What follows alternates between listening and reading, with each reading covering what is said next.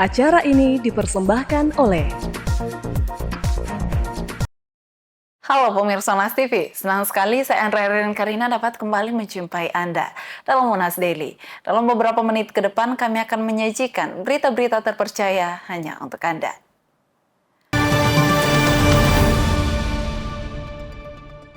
Pemirsa Komisi Pemilihan Umum KPU Sulawesi Selatan menetapkan pasangan Andi Sudirman Sulaiman dan Fatmawati Rusdi sebagai gubernur dan wakil gubernur terpilih periode 2025 hingga 2030. Penetapan itu menyusul ditolaknya gugatan pilkada pasangan Dani Pomanto dan Azhar Arsyad.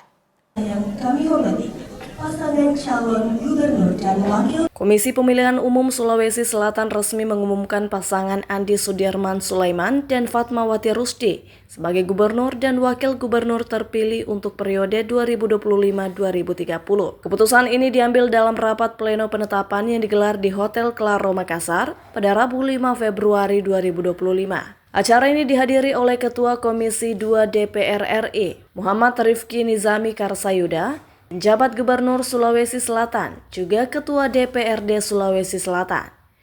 Anggota KPU Sulsel Upi Hastati membacakan keputusan yang menetapkan Andi Sudirman Sulaiman dan Fatmawati Rusdi sebagai pasangan pemimpin baru Sulawesi Selatan. Pasangan ini meraih kemenangan dengan perolehan suara terbanyak 3.014.225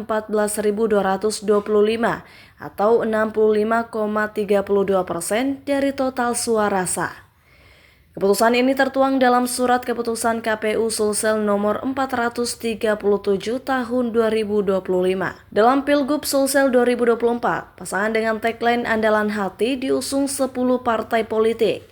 Mereka unggul atas pasangan Muhammad Ramdan Pomanto dan Azhar Arsyad yang memperoleh 1.629.000 suara. Ini tentu kita tadi sudah penetapan oleh KPU dan paling penting semua bahwa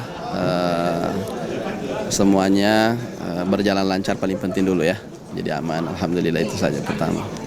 Dan kita juga sudah mendengarkan bahwa penetapannya kemudian bagaimana kemudian ini adalah tahapan.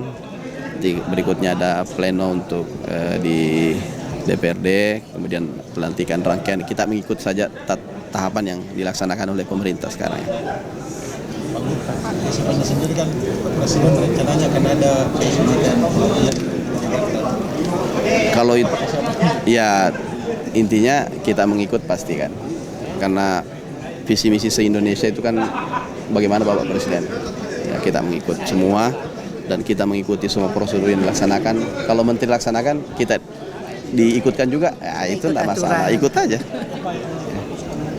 Langkah awalnya Pak. Ya sesuai visi misi saja.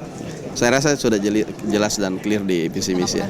Dalam penetapan ini hanya pasangan Andi Sudirman dan Fatmawati yang hadir. Sementara pasangan nomor urut 1 Muhammad Ramdan atau Dani Pomanto dan Azhar Arsyad tidak terlihat di lokasi. Andi Sudirman Sulaiman dan Fatmawati Rusdi bakal dilantik sebagai gubernur dan wakil gubernur Sulsel pada 20 Februari 2025 mendatang. Rahmatia Andi Muhammad Syafrizal, Unhas TV. Pemirsa, ternyata gigi bungsu menyimpan bahaya. Tak hanya rasa sakit yang timbul saat gigi ini mulai tumbuh, namun ada potensi bahaya yang lebih besar dari gigi lainnya. Simak liputan berikut ini. Gigi bungsu atau dikenal juga sebagai gigi molar ketiga biasanya tumbuh pada usia 17 hingga 21 tahun. Pada umumnya, gigi ini tumbuh lebih cepat pada perempuan. Sedangkan pada laki-laki, proses tumbuhnya baru terjadi di usia sekitar 19 tahun. Dokter spesialis ortodonti Rumah Sakit Gigi Mulut Pendidikan RSGMP Unhas, Dr. Eka Erwansyah, Dokter Gigi MKes, spesialis ortodonti subspesialis DDTK Konsultan, menyebut meski terlihat sepele, gigi bungsu ternyata bisa menimbulkan masalah serius jika tidak diperhatikan dengan baik. Pertama karena dia lebih dekat ke saraf ya, pusat saraf ini, dan juga dia ukurannya juga cukup besar. Ya, cukup besar sehingga kalau dia area yang menekannya cukup besar dibanding kalau gigi yang misal gigi depan misalnya, sehingga area sakitnya mungkin tidak akan terlalu berat juga. Nah gigi depan, gigi belakang itu memang sedikit fenomena karena dia bisa meluas sampai ke pipi rasa sakitnya misalnya. Kalaupun bengkak, bisa bengkaknya sampai ke sini, keluar. Dr. Eka menyebut, selain rasa sakit yang lebih parah, gigi bungsu juga bisa menyebabkan pembengkakan yang berlangsung cukup lama jika dicabut. Pembengkakan ini bisa bertahan lebih lama dibandingkan dengan gigi lainnya. Bahkan pada beberapa kasus, pengobatan untuk gigi bungsu seringkali memerlukan tindakan lebih lanjut seperti operasi. Dr. Eka Erwansyah menambahkan, untuk mengatasi masalah ini, biasanya prosedur yang dilakukan adalah odontektomi atau tindakan bedah untuk mengangkat gigi bungsu yang sudah terlanjur tumbuh dengan posisi yang tidak ideal. Prosedur ini hanya dilakukan oleh spesialis bedah mulut karena membutuhkan keahlian khusus. Ia pun mengingatkan jika ada keluhan seperti rasa sakit, pembengkakan atau kesulitan membuka mulut, segeralah konsultasi dengan dokter gigi atau spesialis bedah mulut. Mengingat bahaya yang bisa ditimbulkan, penanganan dini sangatlah penting. Andrea Renen Karina, Unhas TV. Fakultas Hukum Universitas Brawijaya meresmikan Law Merchandise atau toko yang menjual atribut kreatif Fakultas Hukum. Peresmian dilakukan oleh Dekan Fakultas Hukum, Dr. Aan Eko Widiarto, yang dihadiri oleh jajaran dan berbagai mitranya. Law Merchandise ini memiliki tujuan sebagai sarana untuk memperkuat branding fakultas baik secara nasional maupun internasional.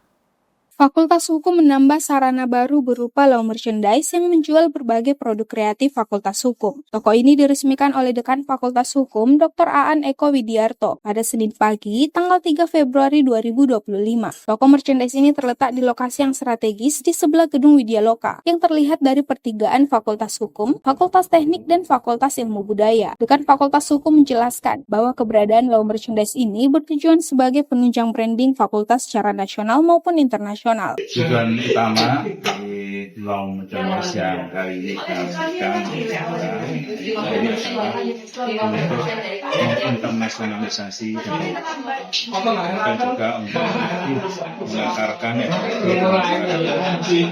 dengan produk-produk yang bertemakan ekonomi dan juga beberapa prinsipalnya ini nanti bagi masyarakat baik nasional maupun internasional akan lebih mengenal ekonomi dengan baik.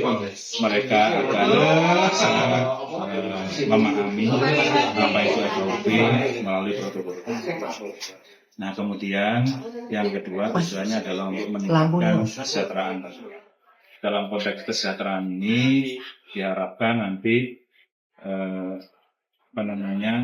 meningkatkan bagian keuntungan dari Fakultas Hukum sehingga menjadi alternatif. Kita tidak hanya mengandalkan pada UKT, tidak membebani mahasiswa, tapi beberapa operasional FHUB bisa dibiayai dari bisnis yang memang basisnya adalah kreativitas. Ini harapan. Selain itu, keberadaan toko merchandise ini juga sebagai upaya fakultas secara kreatif menggali sumber pendanaan bagi kegiatan fakultas. Saat ini, sumber pendanaan non-UKT sedang digali melalui berbagai ide kreatif. Dari Malang, tim liputan UB TV melaporkan untuk Unhas TV. Baik pemirsa, berita tadi sekaligus menutup perjumpaan kita hari ini. Jangan lupa untuk terus saksikan Unhas Daily hanya di Unhas TV. Saya Andrea Reren Karina mewakili kru yang bertugas. Pamit undur diri dan sampai jumpa.